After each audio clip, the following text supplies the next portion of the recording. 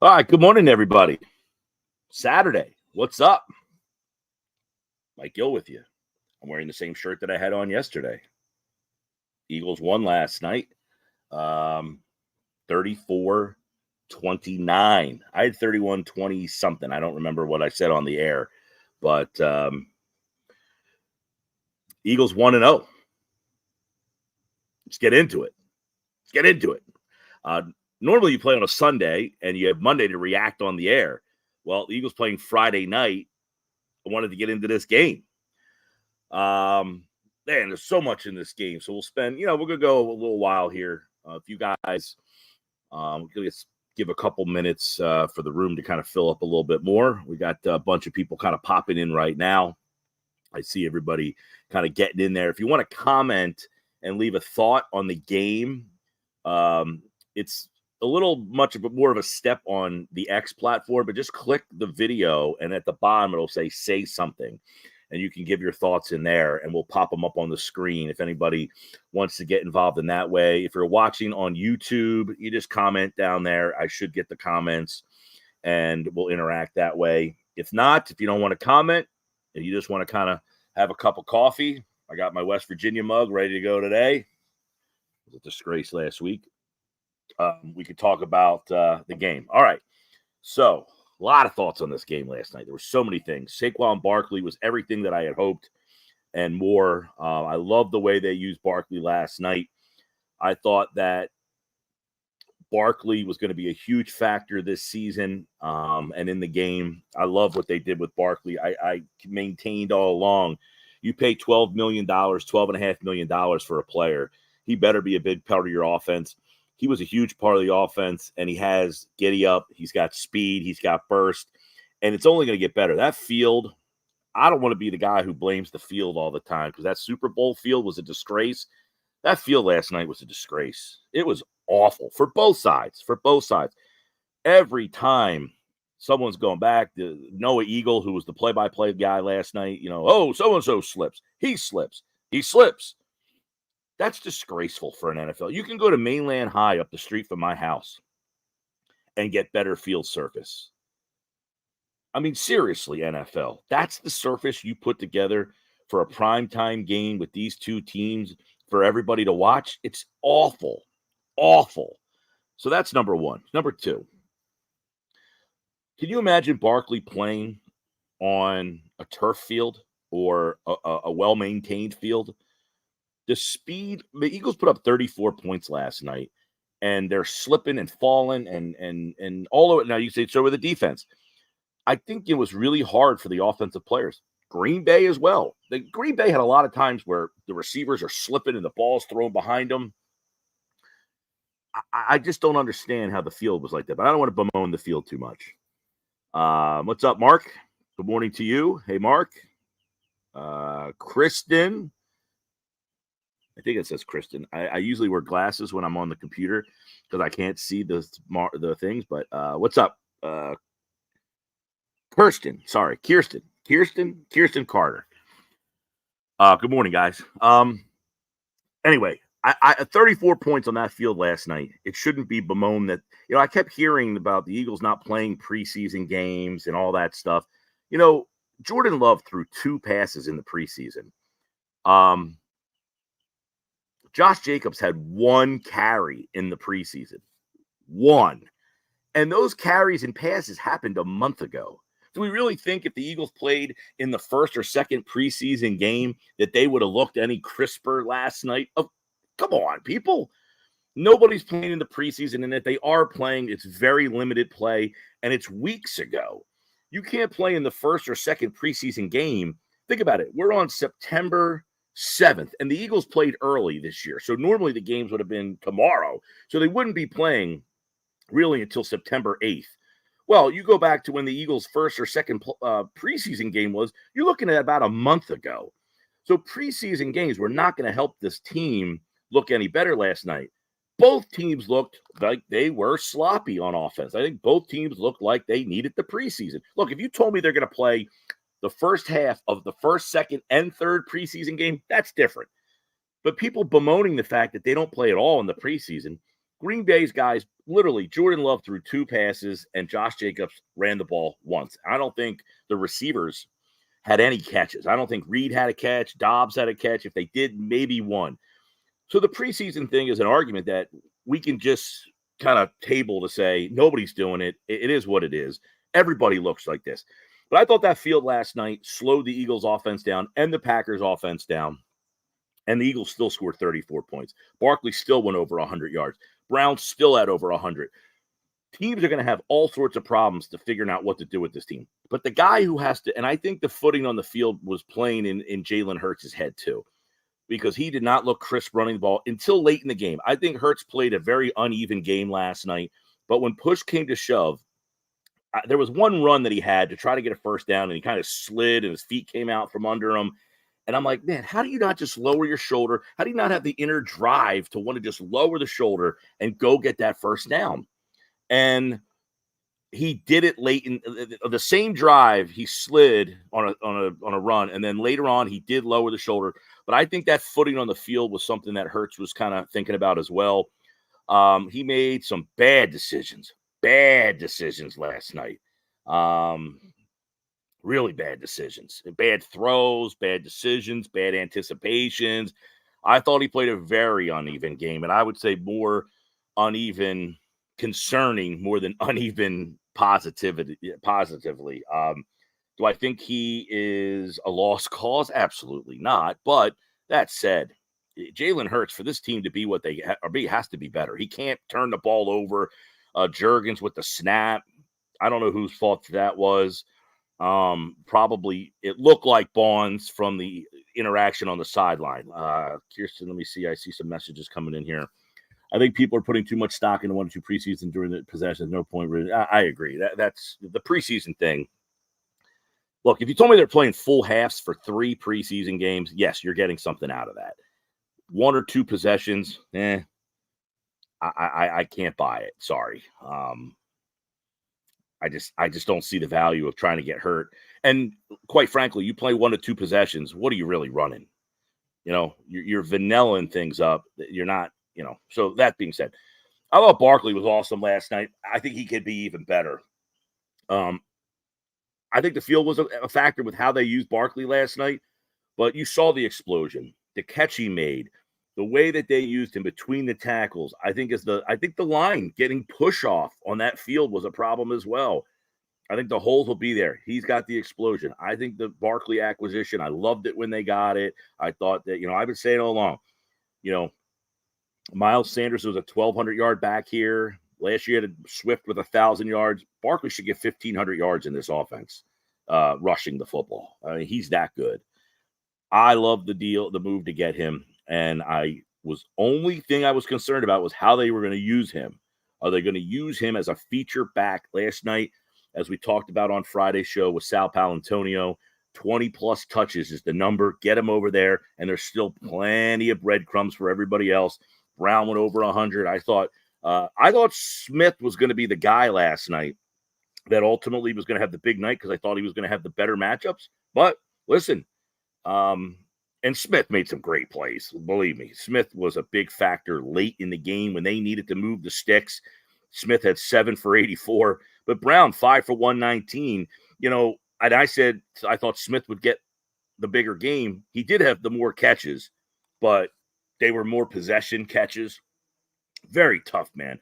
Dotson didn't factor in the game last night. I guess they just don't have a feel for him yet, but I think he's going to be a bigger part of this offense and why other guys will get open. I don't know if his numbers are going to show that, but I thought Brown was awesome last night at times, and Smith was awesome late in the game when they needed him the most. So the offense last night gave me a lot of reason for being excited about what they can do offensively. The motion last night certainly was an added twist that everybody loves to see. I just think Hurts needs to be better. If Hurts is better, this offense is going to be really good. If Hurts, look, the Eagles fumbled and stumbled and bumbled and fell over themselves last night, interceptions and fumbles, and scored 34 points against a team that many think was a Super Bowl contender. Now, I don't know what Jordan Love's diagnosis is going to be, but that team, many people thought was a Super Bowl champion type team, and the Eagles went up and down the field on them all night long. Other parts about the offense, does anybody else notice? It can't be just me. And obviously, they're using like a silent count because Mekhi Becton, and they do this all the time last year too. He's turned around looking at Jalen Hurts, and then he taps the center, and they snap the ball. Does the defense not pick up on the fact that they can get the snap as soon as he taps Juergens? I mean, what the hell? I mean, seriously, if I could see that on my couch, how is somebody on the defense not just staring at Becton when he taps him and the ball goes? I mean, come on. The offensive line, I think, could be better. I thought the footing on the field was a problem with that, but ultimately, the penalties in the game last night was also just. I mean, I'm all ADD right now, all over the place. But the penalties in the game last night are just it's a mess. It's a mess. It's a mess. It's a mess. So offensively, the line was okay. I thought it was better as the game went on. I think the Hurts needs to be just a better decision maker. I mean, the decisions he made last night, some of the throws he made, can't have it. You can't have it and be a Super Bowl team. That's not a Super Bowl performance by Jalen Hurts last night, but they won the game against a good football team. I want to go to defense. Zach Bond. Where the hell did he come from? He was all over the place last night. Now, my question might be this. Are the Saints that bad that they couldn't figure out that they had this guy and didn't know what to do with him? Or is he not as good as we saw last night? Can he do this for 17 weeks? Zach Bond was everywhere. He had 15 tackles, 11 solo tackles last night. He had 2 sacks. He had a tackle for loss. He seemingly was everywhere. Is he going to be this guy? Because if Zach Bond is this level of player, that's something. That's a find. I thought Nakobe Dean was Jalen Hurts on defense. Nakobe Dean was Jalen Hurts on defense. He made some splash plays. The play that he hits, on the little swing pass out to the flat. He makes a play that, he made some plays, Nakobe. But he is too small to get up there, and they ran the ball at him a lot last night. In the second half specifically, Josh Jacobs had a big night in the second half of that game. I thought Nakobe was out of place sometimes, and then he had very good instincts. Very uneven game for Nakobe last night. Would you guys agree with that? I thought it was a very uneven game for Jalen Hurts and a very uneven game for Nakobe Dean. And you can't have those two guys be up and down the way they were last night. Those two guys need to be the steady eddies. Those two guys need to be the steady eddies of the offense and the defense. And my buddy was texting me last night about Dean, and he says, I guess White's going to get his job back. And, I don't know what to think about that. It's going to be a topic this week, on the show. But I thought Dean was uneven. Bryce Huff, I tweeted at one point, did he even make the flight? I did not like the signing of Bryce Huff. He did nothing to make me feel better. I think Bryce Huff is an average player at best. He had a very good Jets defense around him. The Eagles have a very good defense around him. I was not excited about the signing of Bryce Huff. Last night was a good reason why. He got out-snapped. I think they saw what I saw. I didn't see it with the Jets. I saw a flash player, not good against the run. Flash players, you don't win with flash, man. They make highlight plays. They get some numbers, but you need consistency. Bryce Huff, no consistency. I saw Zippo from him last night. I was watching for zero all night. Where's Bryce Huff? Where's Bryce Huff? A lot of times he wasn't on the field. You know who was? Number 3. Nolan Smith didn't do much last night either, by the way. And look, he was rushing the passer. His footing was kind of coming out from under him a lot last night. I kept seeing him slipping out. But Bryce Huff had absolutely no impact on the game. Jalen Carter played very well. Jordan Davis, I think, even played better than Carter did. to be honest with you. I thought Jordan Davis had a pretty good game. Taking on blockers. Josh Sweat gave me nothing last night. I think he had a quarterback hurry or hit or something. Josh Sweat did not do much for me last night. The pass rush is going to be a problem. I worried about it all offseason. I talked about it on the show. Let me see what Cole's saying over here. Hey, Cole, what's up, buddy? The offense needs to be shotgun base RPO, where 90% of the plays start with Jalen making RPO read, where he can hand it off, run or pass. You know, Cole, and he goes on to say, the under center offense where Hurts turns his back to the field is not a Hurts game. I agree. That's not really who he is. But again, I thought Hurts in 2022 on the RPO, I thought Hurts made the right decision on run, pass, or keep 95% of the time. It seemed like he made the right decision all the time. Last night and last year, I didn't feel the same way. I don't feel he keeps when he should keep. I don't think he hands when he should hand. I don't think he throws when he should throw. And that keeps coming up. And I don't know if it's because he doesn't want to run and that's a factor in the game. I feel like this hat is crooked on my head. Is it crooked on my head? I don't know. Thanks to Charlie's. I'll be there Friday. I will be at Charlie's this Friday for Happy Hour Friday. So if you're watching and you live in the area, stop by Charlie's in Summers Point. We're doing the show there this Friday and next Friday, by the way. Last 2 Fridays of Happy Hour Friday for the whole summer. Been a great turnout for this Happy Hour Friday thing. We've been seeing a lot of fans. It's been awesome. But yeah, I feel like Hurts needs to make better decisions in the RPO. He needs to be crisper, quicker with his decisions. I want to go back to the defense, though, because I'm kind of working my way around. I thought Dean was up and down, uneven. I thought Bond jumped off the page. Yes. Zach was the defensive player of the game. Where'd that come from? Kirsten, I don't know. There wasn't enough tape on Zach Bond to even formulate an opinion, to be honest with you. Very little defensive play from him. He just was not a guy who played a lot of defensive snaps. He's been a special teamer.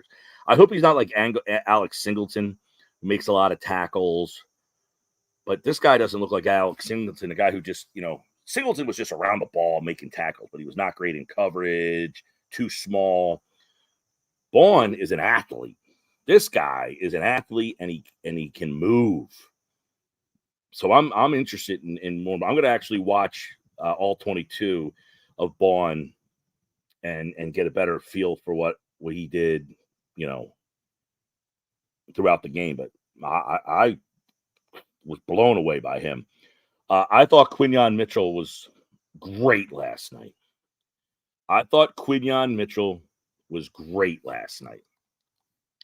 And I say great.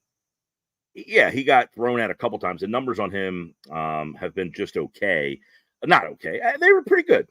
The numbers on him were good. They threw at him a bunch, but I loved his cockiness. They went after him. He made a play, and sometimes you're like, dude, settle down. No, I want to see a kid from Toledo who people were questioning, saying, you want to come at me? I loved it. I thought it's one of those moments where you have one chance to make an impression of who I am in this league. And it's not like, maybe he can be. Right off the bat, he said, I'm here. I'm in this league. I'm ready to go. So I have a lot of confidence that Quinyon Mitchell can play in this league, that he's ready.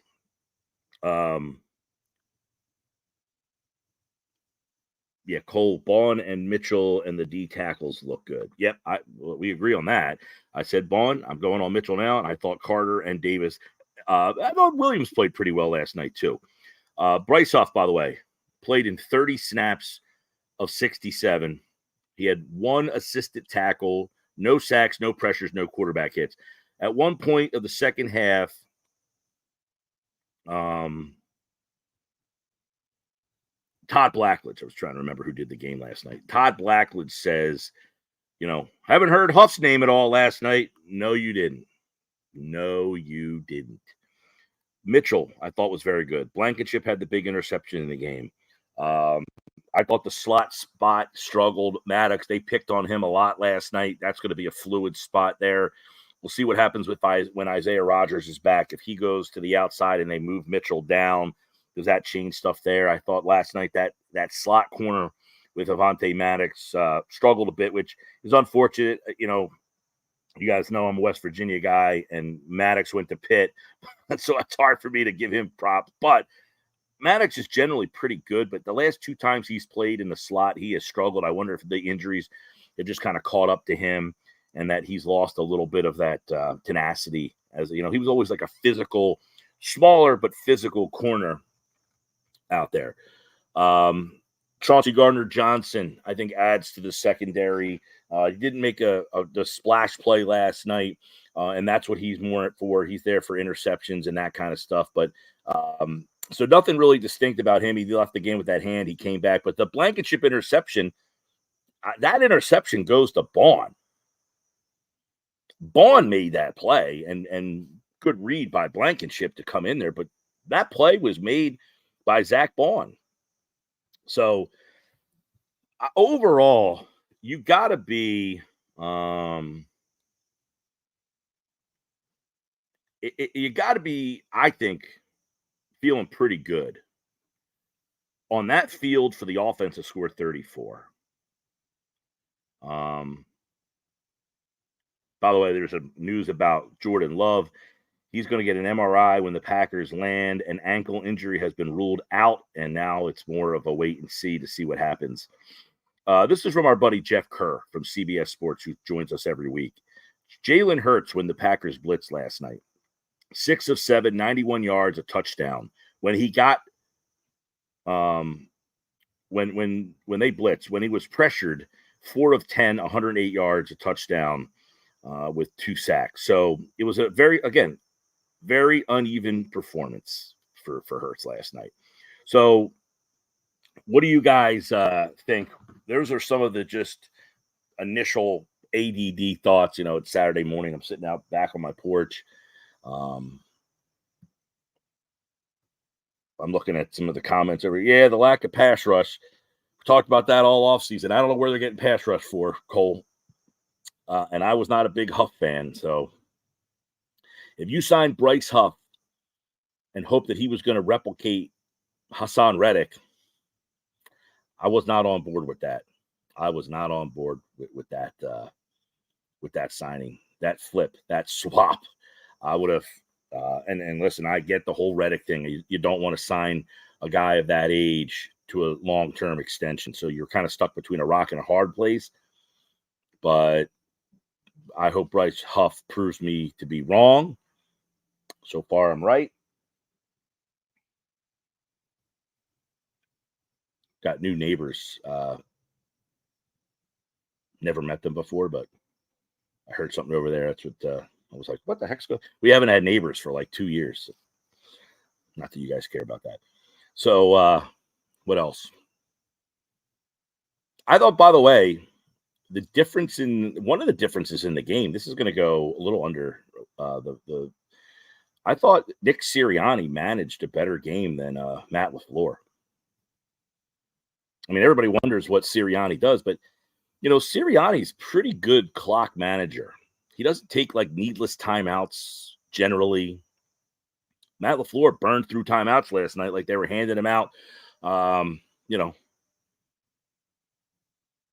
LaFleur, I think, poor clock management at times. I think Sirianni is a very, steady clock manager. He doesn't – the Eagles generally do a good job of that. So I just wanted to throw it out because Sirianni gets a lot of heat for stuff.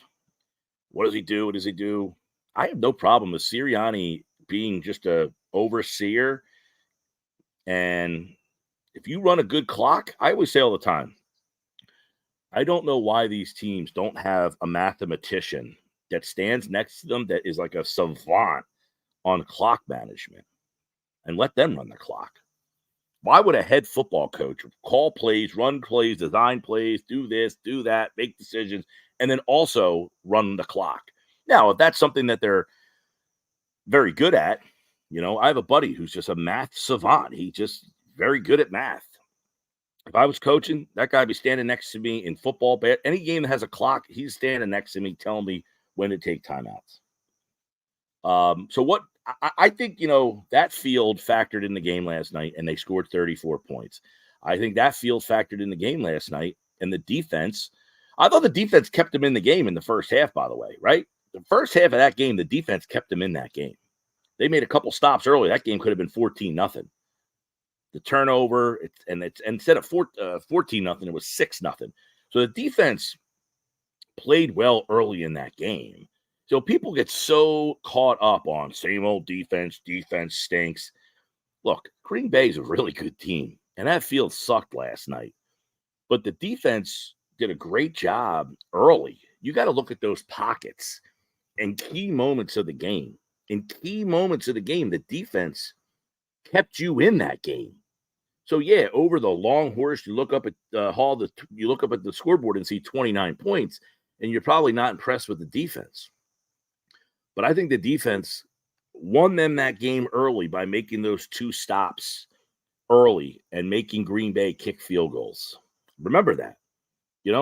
We judge things based on the finality, but in the finality, there are chapters. It's like Sopranos.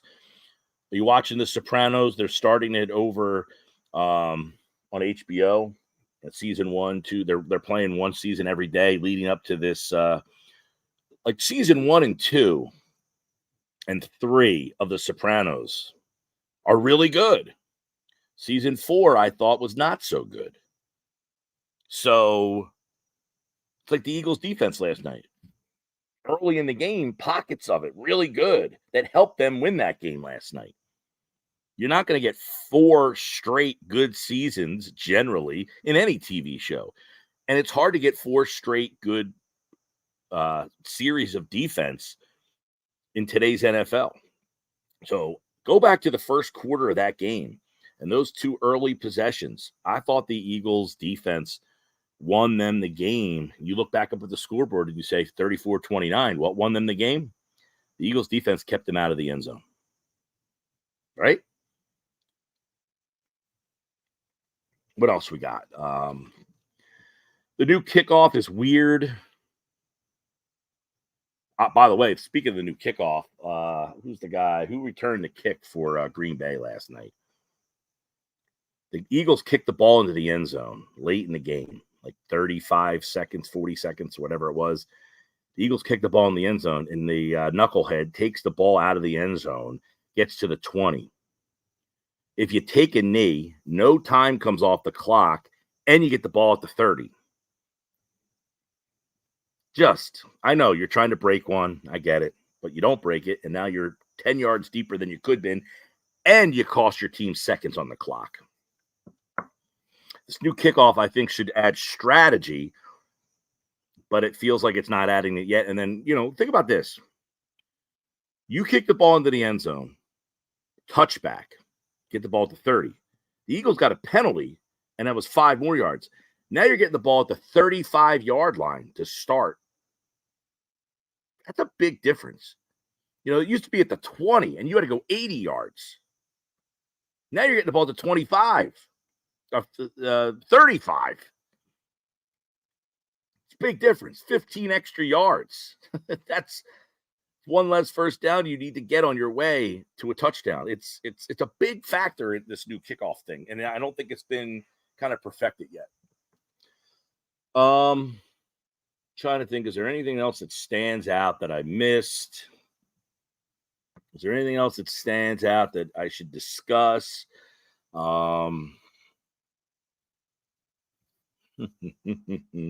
Phillies won last night, 16-2.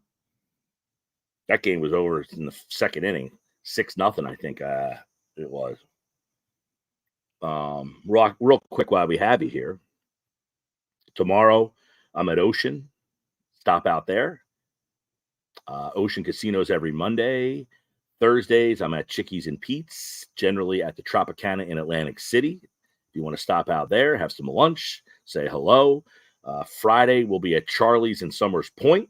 So 3 times we're out on the road this week and next week. Ocean, Tropicana, Chickies, and Charlie's this week and next week. We're going to be at Charlie's the next 2 Fridays, and that will close out our happy hour Fridays. For all the people who've been coming out to that, thanks a bunch. We do entries for 99 bottles. So if you're familiar with the 99 bottles party, you can come out on one of these happy hour Friday shows and get your name into this year's 99 bottles party. We'll have more details. Of the 99 bottles party will be at Mud Hen in Wildwood. Yep. Mud Hen in Wildwood for this year's 99 bottles party. That's going to be a banger. So, final thoughts. Eagles win 34-29. I thought the offense has a lot of room for growth. I thought the field played into it. Hurts needs to be better. Barkley's going to have a monster year. Brown, Smith, awesome games. Uneven performance from the offense, and they still scored 34. Uneven performance by the defense, but I thought the 2 stops early in the game were the difference. Think about those 2 stops early in the game, and then ask yourself, did the defense play poorly, or did the defense play step up when they had to? And I think it's the latter. They stepped up where they had to. All right, Monday, we will talk to you, and hopefully everybody has a good weekend. All right, Penn State in the over today is the play. See ya.